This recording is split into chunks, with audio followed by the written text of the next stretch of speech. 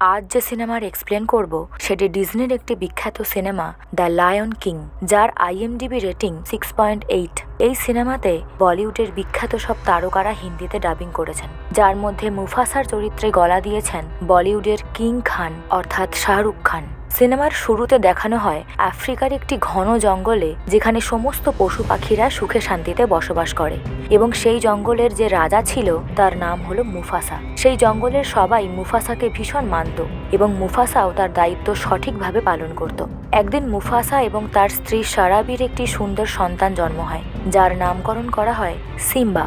রাজপুত্র সিম্বাকে আশীর্বাদ দেওয়ার জন্য সেই জঙ্গলের সমস্ত প্রাণীরা দল বেঁধে যাচ্ছে। অবশ্যই নিয়ম অনুসারে মুফাসার পর সিম্বাই হবে এই জঙ্গলের রাজা। রাজ্যের সবচেয়ে বয়স্ক এবং জ্ঞানী প্রাণী হলো এই বানরটি, যার নাম রফিকি। ছোট্ট সিম্বাকে নিয়ে সবার সাথে সে পরিচয় করিয়ে দিচ্ছিল। তাকে দেখে সমস্ত প্রাণীরা আনন্দে আত্মহারা হয়ে যায়। সব প্রাণীরা সেখানে উপস্থিত থাকলেও মুফাসার ভাই স্কার সেখানে উপস্থিত ছিল না। তারপর আমরা একটি পাখিকে দেখতে পাই, যার নাম ছিল জাজু। পাখিটি আসলে এই রাজ্যের দূত। সে সব জায়গার খবরাখবর রাজা মুফাসার কাছে পৌঁছে দেয়। সেই অনুষ্ঠানে স্কার যেহেতু উপস্থিত ছিল না, সেই জন্য এই পাখিটি তাকে জিজ্ঞাসা করছিল যে সে কেন যায়নি, কিন্তু স্কার তাকে বলে যে সে কাউকে কৈফিয়ত দেয় না এবং তারপরে সে পাখিটিকে খেতে যায়। ঠিক তখনই সেখানে রাজা মুফাসা চলে আসে। মুফাসা তাকে বলে, সিম্বার অভিষেকের অনুষ্ঠানে তোমাকে দেখতে পাইনি। তখন স্কার বলে, আমি ভুলে গেছি, আমি জেনে শুনে মহারাজ এবং মহারানীর অপমান করতে পারি না। তখন মুফাসা বলে, সিম্বা একদিন এই রাজ্যের রাজা হবে, তোমার সেখানে যাওয়া উচিত ছিল। এটা শুনে স্কার বলে, ভবিষ্যৎ রাজার জন্য শুভকামনা রইল। এই বলে সে সেখান থেকে চলে যায়। জাজু তখন মহারাজকে বলে, ওকে তো এই রাজ্য থেকে তাড়িয়ে দেওয়া উচিত। তখন মুফাসা বলে, ও আমার ভাই, যতদিন পর্যন্ত আমি এ রাজ্যের রাজা আছি ততদিন ও এখানেই থাকবে। সকালে সিম্বা ঘুম থেকে উঠে তার বাবাকে ডাকতে থাকে আর বলে, বাবা দেখো না, সকাল হয়ে গেছে, তুমি আমাকে ঘুরতে নিয়ে যাবে বলেছিলে। তারপর সে তার বাবাকে ঘুম থেকে তুলে বাবার সাথে ঘুরতে যায়। তারা দুজন বিশাল বড় পাহাড়ের উপর ওঠে। মুফাসা সিম্বাকে বলে, যত দূর পর্যন্ত সূর্যের আলো ছড়িয়েছে ততটাই আমাদের রাজ্য। সূর্যের মতোই ঠিক একজন রাজার সময় যেমন ওপরে ওঠে, আবার সূর্য ডোবার মতোই সেই রাজার সময়ের সমাপ্তি ঘটে। একদিন এই সূর্য আমার শ্বাসের সাথে সাথে ডুবে যাবে এবং তোমার শ্বাসের সাথে সাথে জেগে উঠবে। তখন সিম্বা বলে যে এই পুরো জায়গাটা আমার হবে। তখন মুফাসা তাকে বলে, দেশ কখনো একার হয় না বাবু, তুমি শুধুমাত্র এই দেশের রক্ষক হবে এবং এটা অনেক বড় দায়িত্ব। সিম্বা বলে, ওই পাহাড়, ওই গাছ, ওই কালীঘাটি, সব জায়গায় আমি যেতে পারবো? তখন মুফাসা বলে, তুমি সব জায়গায় যেতে পারো, শুধুমাত্র কালীঘাটিতে কখনো যাবে না। তারপর ফেরার পথে তার বাবা তাকে বলে, আমরা সবাই একটা বন্ধনের মধ্যে একে অপরের সাথে জুড়ে থাকি এবং আমরা একে অপরের সাথে মিলেমিশে থাকি, কেউ কখনো কারোর ক্ষতি করি না। ঠিক তখন সেখানে জাজু চলে আসে এবং রাজাকে পুরো রাজ্যের খবর দেয়। তখন মুফাসা তার ছেলেকে নিয়ে জাজুর সাথে একটু মজা করে। সিম্বা তখন জাজুকে ভয় দেখানোর জন্য তার উপর হঠাৎ করে আক্রমণ করে। জাজু ভয় পেয়ে উড়ে যায় আর তারা বাবা ও ছেলেতে মিলে হাসতে হাসতে গড়াগড়ি খায়। আবার কিছুক্ষণ পর জাজু এসে খবর দেয় যে হায়নার দল আমাদের রাজ্যে প্রবেশ করেছে। মুফাসা জাজুকে বলে, সিম্বাকে এখান থেকে নিয়ে যাও বলে সে সেদিকে দৌড়ে চলে যায়। সিম্বা তখন বলে, আমিও তোমার সঙ্গে যাব, কিন্তু মুফাসা তাকে নিয়ে যায় না। জাজু তখন তাকে আরো কিছু বাচ্চা সিংহের কাছে নিয়ে যায় খেলার জন্য, কিন্তু সিম্বার খেলার প্রতি খুব একটা আগ্রহ ছিল না। সে নিজেকে বাচ্চা মনে করতে চাইতো না। সে একটা পোকার পিছু করতে করতে তার কাকা স্কারের কাছে চলে যায়। স্কার তখন তাকে বলে, এখনো তোমার দুধের দাঁত পড়েনি, তুমি শিকার করার উপযুক্ত হওনি, তুমি বাড়ি চলে যাও। তখন সিম্বা বলে, না চাচু, আমি একদমই ছোট নই, তাছাড়া ভবিষ্যতে আমি এই জঙ্গলের রাজা হব। তারপর সিম্বা মজা করে তাকে বলে, আচ্ছা চাচু, আমি যখন রাজা হব তখন তোমাকেও আমার হুকুম মানতে হবে, তখন কি করবে? আমার বাবা আমাকে পুরো রাজ্যটা দেখিয়েছে। তখন স্কার তাকে বলে, তোমাকে কালীঘাটি দেখিয়েছে কি? সিম্বা তাকে বলে, না, বাবা আমাকে ওখানে যেতে বারণ করেছে। স্কার তখন বলে, হ্যাঁ, ওখানে বাচ্চারা যেতে পারে না, ওখানে হাতিদের কবরস্থান আছে। আসলে এইসব কিছু বলে স্কার সিম্বাকে উস্কে দিচ্ছিল যাতে ও সেখানে যাওয়ার ইচ্ছা প্রকাশ করে, কারণ মনে মনে স্কার তার দাদা মুফাসাকে রাজা হিসেবে মানতে পারতো না। এদিকে সিম্বা মনে মনে ঠিক করে ফেলে যে সে ওখানে যাবেই। তারপর সে তার বান্ধবী নালাকে বলে, চলো আমরা একটু সামনে থেকে ঘুরে আসি। তখন সিম্বার মা তাকে বলে, ঠিক আছে, কিন্তু বেশি দূর যাবে না, আর হ্যাঁ, তোমাদের সাথে জাজুও যাবে। তারপর তারা একসাথে যাওয়া শুরু করে। যেতে যেতে নালা সিম্বাকে বলে, তুমি সত্যি করে বলো তো তুমি কোথায় যাচ্ছ? সিম্বা বলে, একটা নতুন জায়গার ব্যাপারে শুনেছি, হাতিদের কবরস্থান। নালা তখন বলে, আমরা ওখানে কোনোদিনই যাইনি, আমাদের যাওয়াটা কি ঠিক হবে? সিম্বা বলে, আরে কোনো ভয় নেই, শুধু জাজুর চোখ ফাঁকি দিয়ে আমাদের যেতে হবে। তখন জাজু তাদের সামনে এসে মজা করে বলে, কি ভবিষ্যতের রাজা রানী, কোথায় যাচ্ছ তোমরা? তখন তারা একে অপরকে বলতে থাকে, আমরা কোনো ভবিষ্যতের রাজা রানী নই, আর আমরা কেউ কাউকে বিয়েও করছি না। তারপর তারা জাজুর চোখ ফাঁকি দেওয়ার জন্য নানা রকম পশু পাখির মধ্য দিয়ে গান গেয়ে নাচতে নাচতে দৌড়তে থাকে। তারপর তারা জাজুকে ফাঁকি দিয়ে একটা অদ্ভুত জায়গায় পৌঁছায়। সেখানে নানা রকম কঙ্কাল পড়ে থাকতে দেখে সিম্বা বলে, দেখো আমরা সেই জায়গায় চলে এসেছি, এর মানে কি বলো তো? তখন নালা বলে, মানে আমাদের এখান থেকে চলে যাওয়া উচিত, আমরা অনেকটা দূরে চলে এসেছি। তখন সিম্বা বলে, না, তার মানে আমায় আর কেউ বাচ্চা বলবে না।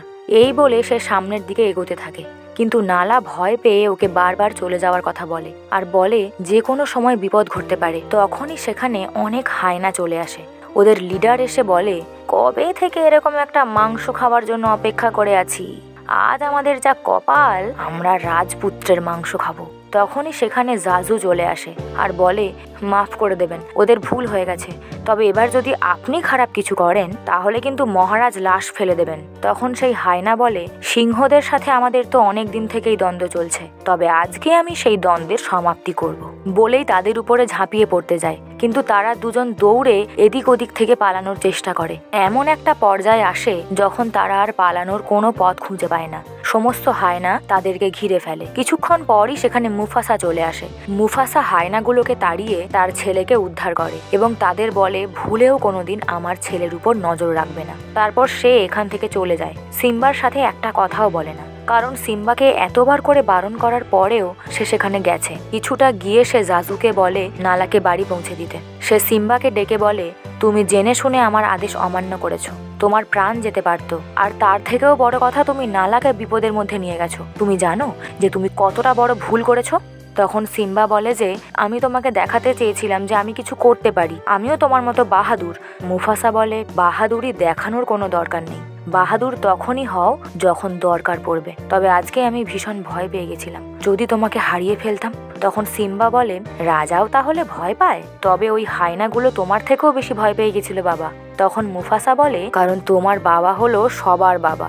বলে দুজনে হাসি ঠাট্টা করতে থাকে। হাসি মজা করতে করতে সিম্বা বলে, বাবা আমরা দুজন বন্ধু তাই না, আর আমরা এইভাবে সারা জীবন একসাথে থাকবো। মুফাসা সিম্বাকে বলে, আকাশের ওই তারাগুলো হলো আমাদের পূর্বপুরুষ, ওরা সব সময় আমাদের দেখছে। যদি কখনো তোমার নিজেকে একা মনে হয়, যদি কখনো বিপদে পড়ো, তো মনে রাখবে ওরা সব সময় তোমার সাথে আছে তোমাকে পথ দেখানোর জন্য। অন্যদিকে স্কার ওই হায়নাদের জায়গায় যায় এবং বলে, তোমরা দুটো ছোট্ট বাচ্চাকে খেতে পারলে না? তখন তারা বলে, মুফাসার জন্য আমরা কিচ্ছু করতে পারিনি। স্কার বলে, ছোট মানুষের ছোট ছোট চিন্তা ভাবনা, আমি তোমাদেরকে ইচ্ছে মতো অনেক শিকার করার ব্যবস্থা করে দেব। একটা হায়না বলে, রাজা মুফাসা এটা কখনো করতে দেবে না। স্কার তখন বলে, আমরা রাজা মুফাসাকে মেরে ফেলবো। তখন তারা সবাই অবাক হয়ে যায়। স্কার নিজে রাজা হওয়ার লোভে হায়নাদের সাথে ষড়যন্ত্র করে তার দাদাকে কিভাবে মেরে ফেলবে। তারপর সকালবেলা স্কার সিম্বাকে নিয়ে একটা জায়গায় যায়। সিম্বা তাকে বলে, আমার বাবা আমার উপর রেগে আছে। তখন স্কার বলে, সেই জন্যই তো তোমাকে এখানে এনেছি, আমার কাছে একটা উপায় আছে তাকে খুশি করার। তখন সিম্বা বলে, কিন্তু বাবা তো রাজা, আমি তাকে কি দিতে পারি? তখন স্কার বলে, তোমার হুঙ্কার। তোমার বাবাও এখানে আসতো এবং হুঙ্কার দেওয়া প্র্যাকটিস করতো, তুমিও গর্জন করো, কারণ তোমাকে যেন আর কেউ বাচ্চা না বলতে পারে। তখন সিম্বা সেটাকে সত্যি ভেবে বড় সিংহের মতো গর্জন করার চেষ্টা করে। কিছুক্ষণ পরে বন্য মহিষের দল সেখান থেকে দৌড়াতে থাকে। সিম্বা তখন নিজেকে বাঁচাতে একটা ছোট্ট টিলার ভেতরে লুকিয়ে পড়ে। অন্যদিকে চালাকি করে স্কার তার দাদাকে বলে, তাড়াতাড়ি চলো, মহিষের দল ঘাঁটিতে আক্রমণ করেছে এবং সিম্বা সেখানে আছে। এটা শোনার সাথে সাথে মুফাসা তার ছেলেকে বাঁচাতে দৌড়ায়। সিম্বা একটা গাছের উপর গুটিসুটি মেরে বসেছিল। জাজু উড়ে এসে তাকে বলে, ভালো করে ধরে রাখো, মহারাজ এক্ষুনি আসছেন। মুফাসা সিম্বাকে মুখে করে নিয়ে একটা নিরাপদ জায়গায় রেখে দেয় আর সে নিজে মহিষের ধাক্কায় পড়ে যায়। তারপর সে কোনো রকমে পাহাড় বেয়ে উপরে উঠতে থাকে। উপরে উঠে সে দেখে তার ভাই স্কার দাঁড়িয়ে আছে। সে তখন তার ভাইকে বলে, আমাকে সাহায্য করো। তখনই স্কার পাহাড়ের ওই উঁচু থেকে একদম নিচে ধাক্কা মেরে ফেলে দেয়। তখন সিম্বা সেটা দেখে আতঙ্কে চিৎকার করে ওঠে। তারপর নিচে নেমে এসে সে তার বাবাকে ডাকতে থাকে, কিন্তু তার বাবা আর ওঠে না। তখন সে সাহায্য করো বলতে বলতে তার বাবার কোলের কাছে এসে শুয়ে পড়ে। স্কার এসে সিম্বাকে বলে, তুমি এটা কি করেছো? তুমি তোমার বাবাকে মেরে ফেলেছো? তোমাকে নিয়ে তোমার বাবার কত স্বপ্ন ছিল, আর তাছাড়া তোমার মা কি ভাববে? তার ছেলে কিনা তার বাবার মৃত্যুর কারণ। তখন সিম্বা কাঁদতে কাঁদতে তার কাকাকে বলে, এখন আমি কি করব? স্কার তাকে বলে, পালিয়ে যাও এখান থেকে, আর কখনোই ফিরে আসবে না। কথা শুনে সিম্বা দৌড়ে সেখান থেকে পালিয়ে যায়। তারপর হায়নার দল সেখানে এলে স্কার তাদের বলে, সিম্বাকে শেষ করে দাও। সিম্বা তখন তাদের থেকে বাঁচার জন্য প্রাণপণে দৌড়াতে থাকে। দৌড়াতে সে একটা পাহাড় থেকে নিচে পড়ে যায়। হায়নারা ভাবে সিম্বা মারা গেছে, কারণ এত উঁচু পাহাড় থেকে পড়লে আর কেউ বেঁচে থাকতে পারে না। তারপর দেখা যায় সিম্বা পাহাড়ের ছোট্ট একটা কোণায় নিজেকে বাঁচিয়ে নিয়েছিল। এরপর সে মনের দুঃখে সব কিছু ছেড়ে অনেক দূরে পালিয়ে যায়। অন্যদিকে স্কার সেই রাজ্যের বাকি প্রাণীদের বলে, মুফাসা অনেক ভালো রাজা ছিল, সে চলে যাওয়ার পর আমি পুরো একা হয়ে গেছি, আর তার সাথে সিম্বাও মারা গেছে। এত কষ্ট কি সহ্য করা যায়? আমি যদি সেখানে একটু আগে পৌঁছতে পারতাম, তাহলে আমার ভাইয়ের জীবন আমি বাঁচাতে পারতাম। মুফাসা আর সিম্বা যেহেতু নেই, তাই এখন থেকে আমি তোমাদের সবার রাজা, আর এত ভারী একটা দায়িত্ব আমি একা কি করে সামলাবো? আমার কিছু সাহায্যের দরকার। তখনই সেখানে সেই হায়নার দল চলে আসে, এবং সেখানে উপস্থিত সিংহেরা খুব ভয় পেয়ে যায়, কারণ ওই সমস্ত হায়নারা যে কোনো প্রাণীকে শিকার করত। অন্যদিকে সিম্বা অনেকটা পথ হাঁটার পর ক্লান্ত হয়ে খোলা আকাশের নিচে শুয়ে পড়ে। কিছুক্ষণ পর কয়েকটা শকুন এসে তাকে মৃত ভেবে খেতে যায়। ঠিক তখনই দুটো প্রাণী এসে তাকে বাঁচিয়ে নেয়। প্রথমে তারা সিংহের বাচ্চা দেখে ভয় পেলেও পরে তারা ভাবে তাদের দলে একজন সিংহ থাকলে তাদের জোর অনেকটা বেড়ে যাবে। ঠিক তখনই সিম্বা জেগে উঠে বলে, তোমরা কারা? তারা বলে, আমরা তোমার প্রাণ বাঁচিয়েছি। তার মধ্যে বড় প্রাণীটি বলে, আমার নাম পুম্বা, আর ও হলো টিমন। সিম্বা তখন মন খারাপ করে বলে, আমার বেঁচে থেকেও কোনো লাভ নেই। এরপর তারা দুজন মিলে নানা রকম মোটিভেশনাল কথা বলে আর হাকুনা মাটাটা গান গেয়ে তার মন ভালো করার চেষ্টা করে। তারপর তারা দুজন সিম্বাকে তাদের রাজ্যে নিয়ে যায়। জায়গাটা খুব সুন্দর ছিল। ওরা দুজন সিম্বার সাথে সবার পরিচয় করিয়ে দেয়, এবং সবাই সিম্বাকে দেখে ভয় পেয়ে যায়, কারণ তাদের রাজ্যে একটাও সিংহ ছিল না। তবে এখানে কেউ কাউকে শিকার করতো না, সবাই পোকামাকড় খেয়ে পেট ভরাতো। সিম্বাকে ওরা পোকামাকড় খাওয়া শিখিয়ে দেয়। তারপর বেশ আনন্দেই সে ওদের সাথে অনেকগুলো বছর কাটিয়ে ফেলে, এবং ধীরে ধীরে সে মস্ত বড় একটা সিংহে পরিণত হয়। এদিকে মুফাসা মারা যাওয়ার পর থেকে স্কার হায়নাদের নিয়ে পুরো রাজ্যের প্রায় সমস্ত প্রাণীদের শিকার করছিল, এবং রাজ্যটাকে ধ্বংস করে দিচ্ছিল। নিজেদের জীবন বাঁচানোর জন্য অনেক প্রাণীও সেই রাজ্য ছেড়ে চলে গেছিল। এদিকে নালাও অনেকটা বড় হয়ে গেছিল। নালা, তার মা এবং সিম্বার মা সবাই এই ধ্বংসলীলা দেখে ভীষণ কষ্ট পাচ্ছিল। তখন নালা বলে, আমাদের কিছু একটা করতে হবে, আমরা এভাবে চুপচাপ বসে থাকতে পারি না। রানী সারাবি অর্থাৎ সিম্বার মা বলে, এখন স্কার এখানকার রাজা, তাই আমরা চাইলেই প্রতিবাদ করতে পারবো না। আমাদের এখানে একসাথে থাকতে হবে এবং এই রাজ্যের রক্ষা করতে হবে। তখন স্কার রানী সারাবিকে ডেকে পাঠায়। সারাবি বলে, অনেক বেশি শিকার হয়ে যাচ্ছে স্কার।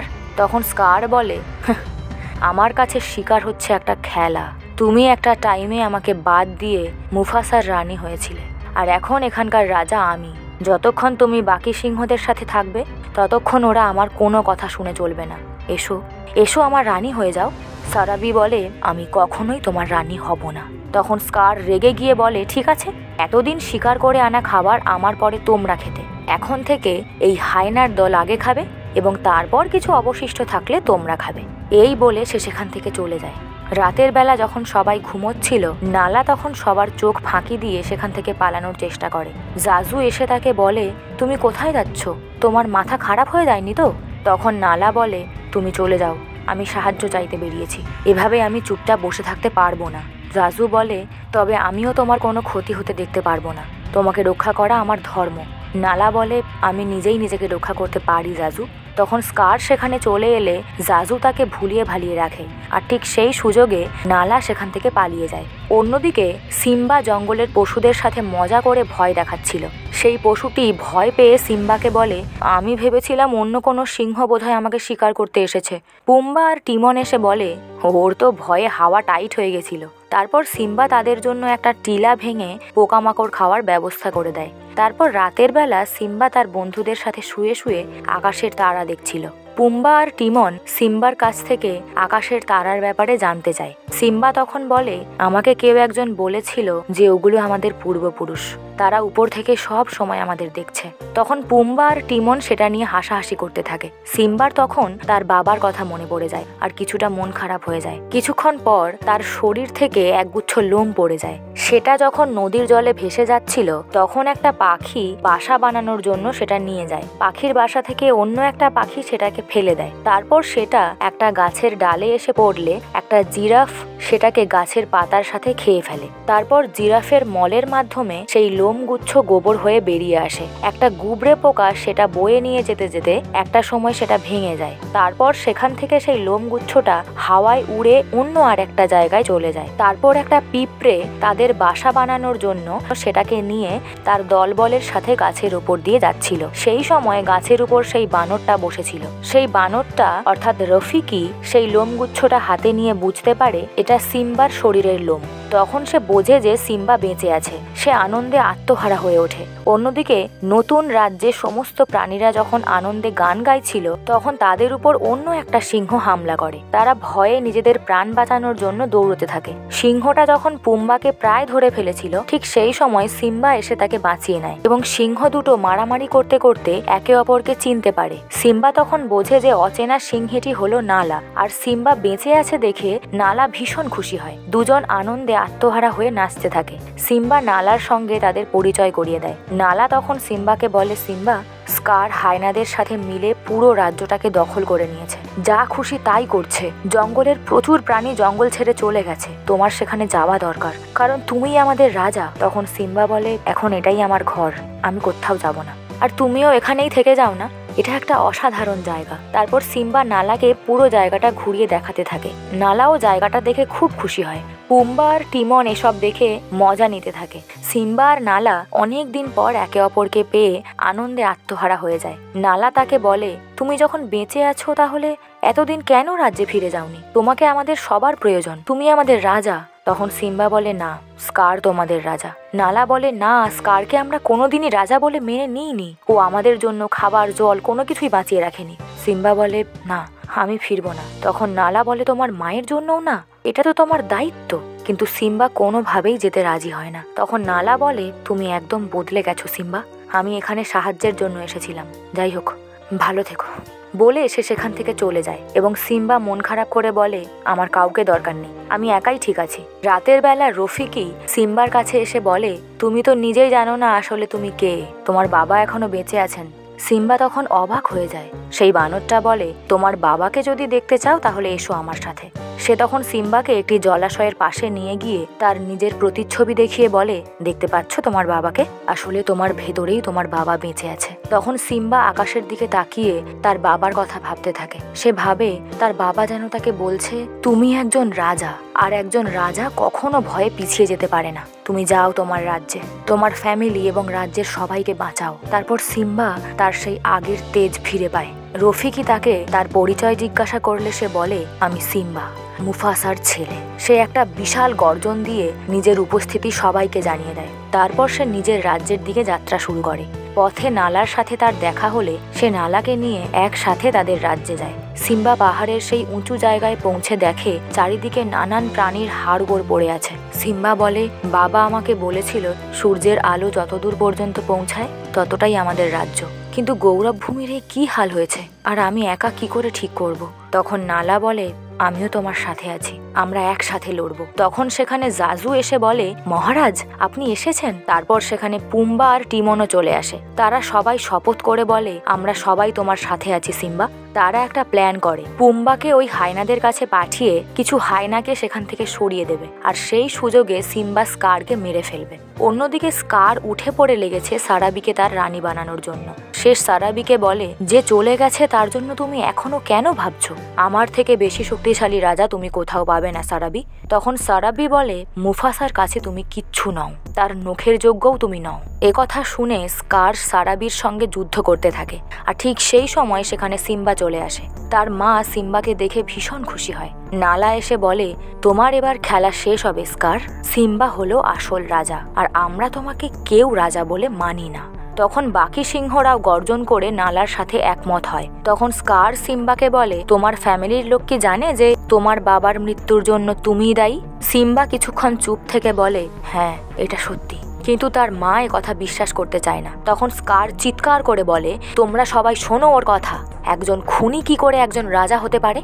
বলতে বলতে সে সিম্বাকে পাহাড়ের একেবারে ধারে নিয়ে যায়। সিম্বা পা পিছলে প্রায় পড়ে যাচ্ছিল। সে ওই পাহাড়ের উপর থেকে ঝুলতে থাকে। ঠিক তখনই বজ্রবিদ্যুৎ পড়ে একটা গাছে আগুন লেগে যায়। স্কার তখন সিম্বাকে বলে, এইরকম একটা দৃশ্য আমি যেন কবে দেখেছি। ও হ্যাঁ, মুফাসা ঠিক এইভাবেই তার মৃত্যুর সময় আমার দিকে তাকিয়েছিল। স্কার তখন সিম্বার কানের কাছে এসে বলে, আর একটা গোপন কথা তোমায় বলবো ভাইপো, মুফাসাকে আমিই মেরেছি। সিম্বার তখন তার বাবার মৃত্যুর সময়কার কথা মনে পড়ে এবং প্রচণ্ড রেগে গিয়ে স্কারকে ভীষণ পরিমাণে মারধর করে।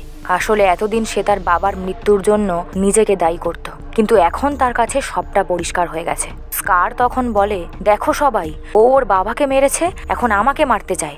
সারাবি বলে, তুমি তো বলেছিলে মুফাসার মৃত্যুর পরে তুমি সেখানে গিয়েছিলে, তাহলে তুমি মুফাসার মৃত্যু কিভাবে দেখলে? তখন সবার কাছে এটা পরিষ্কার হয় যে স্কারই মুফাসাকে মেরেছে। তারপর হায়না এবং সিংহদের মধ্যে তুমুল লড়াই শুরু হয়ে যায়। অন্যদিকে পুম্বা আর টিমনকে সেই হায়নাগুলো চারিদিক থেকে ঘিরে ফেলে, কিন্তু পুম্বা তাদেরকে গুঁতিয়ে গুঁতিয়ে মেরে ফেলছিল। জাজু এবং রফিকিও সেই যুদ্ধে সামিল হয়। হেরে যাচ্ছে বুঝতে পেরে স্কার সেখান থেকে পালিয়ে যেতে চায়, কিন্তু সিম্বাও তার পিছু পিছু যায়। ততক্ষণে জঙ্গলের চারিদিকে আগুন লেগে গেছে। দৌড়াতে দৌড়াতে এমন একটি পর্যায়ে এসে পৌঁছায় যেখান থেকে আর পালানোর কোনো রাস্তা থাকে না। স্কার তখন সিম্বার কাছে ক্ষমা চায় আর বলে, আমার ভুল হয়ে গেছে ভাইপো, আমাকে ক্ষমা করে দাও। এই হায়নাগুলো আমাকে দিয়ে এসব করিয়েছে। তুমি তোমার একমাত্র কাকাকে মেরে ফেলবে? সিম্বা বলে, না, আমি তোমার মতো নই, তোমায় আমি মারবো না। তুমি এখান থেকে পালিয়ে যাও, আর কোনোদিনও ফিরে আসবে না। স্কার তখন তার কথা মেনে নিয়ে পালিয়ে যেতে চায়, কিন্তু শয়তান তো শয়তানই হয়, তাই না? ঠিক তৎক্ষণাৎ স্কার সিম্বার উপর হামলা করে এবং সিম্বাও প্রচণ্ড রেগে গিয়ে তাকে পাহাড় থেকে ফেলে দেয়, কিন্তু নিচে পড়েও সে মরে না। হায়নার দল তার কাছে এসে বলে, তুমি আমাদের সাথে বিশ্বাসঘাতকতা করেছো। তারপর তারা সবাই মিলে স্কারের উপর হামলা করে তাকে মেরে ফেলে। তারপর সেখানে বৃষ্টি শুরু হয়। রফিকি সিম্বাকে নতুন রাজা হিসেবে ঘোষণা করে। তারপর জঙ্গলে আবার সমস্ত পশু পাখিরা ফিরে আসে এবং সেই রাজ্যের রাজা হয় সিম্বা এবং নালা হয় তার রানী। তারপর দেখানো হয় সিম্বা এবং নালারও একটি ফুটফুটে সন্তান হয়েছে। আবার আগের মতো সেই বানরটি তাদের সন্তানকে সমস্ত প্রাণীর সামনে পরিচয় করিয়ে দেয় এবং সেই জঙ্গলের সমস্ত পশু পাখিরা আনন্দে আত্মহারা হয়ে ওঠে। তারপর থেকে তারা সুখে শান্তিতে বসবাস করতে থাকে। এখানেই সিনেমাটির সমাপ্তি ঘটে। ভালো লাগলে অবশ্যই লাইক, শেয়ার, কমেন্ট করে দিও। আর হ্যাঁ, সাবস্ক্রাইব করতে ভুলো না।